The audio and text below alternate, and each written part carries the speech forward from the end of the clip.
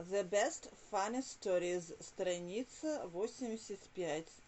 I took out a book at random. Я вытащил наугад одну книгу. Leaving the maiden to weep, оставляя невесту в слезах. Landlady was clearing away my breakfast things. Хозяйка убирала со стола после завтрака. I entered, but the room was empty. I called, but no one answered. Am I crazy? This girl appeared not to my brain, but to my senses. I do not believe in ghosts, but I believe in the hallucinations of a weak mind, and this explanation was not very satisfactory to myself. I tried to forget the incident, but it did not leave me. I took out a book at random to amuse myself, a volume of verses by a known poet. I found that its sentimental passages were marked. One poem was particularly interesting for the reader.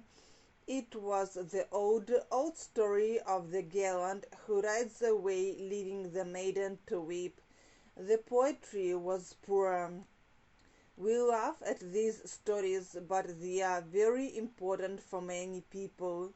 I wanted to learn more, and next morning, while my landlady was clearing away my breakfast things, I asked her once again.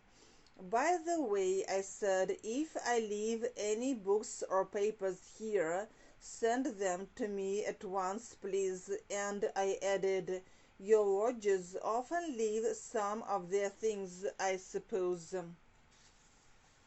Страница 86. They were not of any value, они не представляли никакой ценности. Not often, she answered. Never that I can remember, except in the case of one poor lady who died here. I glanced up quickly. In this room? I asked. Well, not exactly in this room. We carried her upstairs, but she died immediately. She was dying when she came here, but I did not know that. So many people don't like houses where death occurred. I did not speak for a while. What did she leave here? I asked then. Oh, just a few books and photographs and small things that people bring with them, was the reply. Her relatives promised to send for them, but they never did, and I suppose I forgot them. They were not of any value. The woman looked at me. I hope you will not go away, sir, she said. It all happened a long time ago. Of course not, I answered. It interested me, that was all. And the woman went out, closing the door behind her. So here was the explanation, if I am ready to accept it. I sat long that morning, and a day or two afterwards I made a discovery that confirmed all my thoughts. Страница 87. Крис, a true wife, верная жена. In this same dusty bookcase I found a diary with many letters and flowers, so I read the story I already knew. This was a very old story. He was an artist. Is there a story of this type where the hero is not an artist? They were children together, they loved each other and did not know about that. One day it was revealed to them. These are the words from the diary. May 18th. I do not know what to say or how to begin. Chris loves me. He kissed my hands and clasped them round his neck. He was saying they were beautiful as the hands of a goddess, and he knelt and kissed them again. I'm holding them before my eyes and kissing them myself. I'm glad they are so beautiful. Oh God, why are you so good to me? Help me to be a true wife to him. Help me love him better, and thus foolish thoughts from many pages. But these foolish thoughts keep this one old road. Later in February, there are other words in the diary. Chris left this morning. He put a little packet into my hands at the last moment, and he said it was the most precious thing he possessed. Of course, I guessed what it was, but I did not open it till I was alone in my room. It is the picture of myself, but oh, so beautiful. I wonder if I am really as beautiful as this. I am kissing the little lips. I love them because he loved to kiss them. Oh, sweetheart, it will be long before you kiss them again. Of course, it was right for him to go, and I am glad he was able to do it. He could not study in this country place, and now he will be able to go to Paris and Rome, and he will be great. Even the stupid people here see how clever he is. But oh, it will be so long before I see him again, my love, my king. With each letter that comes from him, similar foolish words appeared, but his letters grow colder and fewer. March 12th, 6 weeks and no letter from Chris. And oh dear, I'm so hungry for one. The last letter I kissed many times.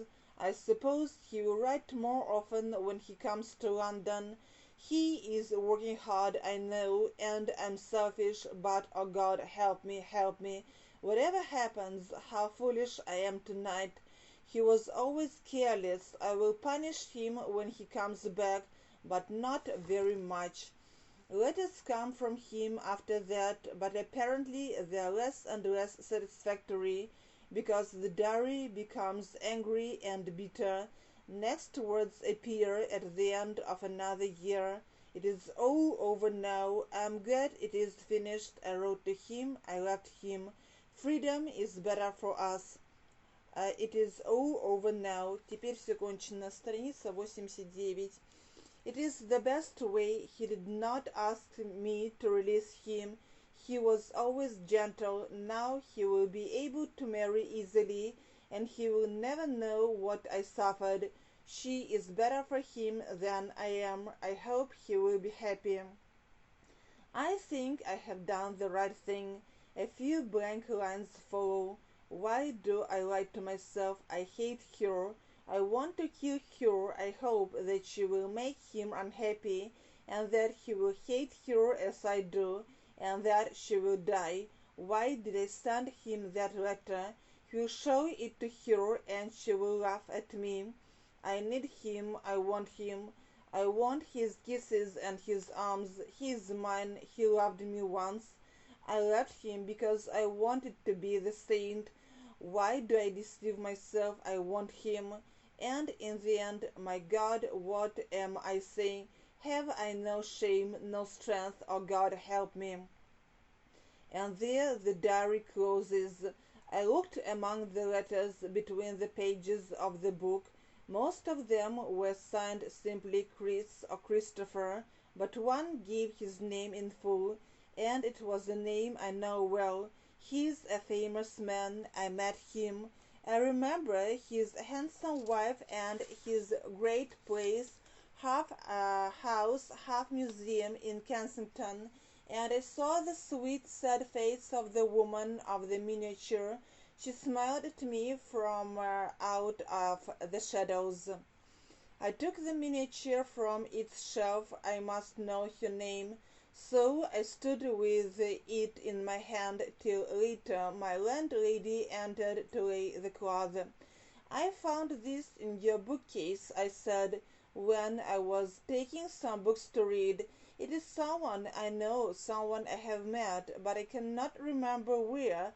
Do you know who it is?" The woman took it from my hand. "I had lost it," she answered.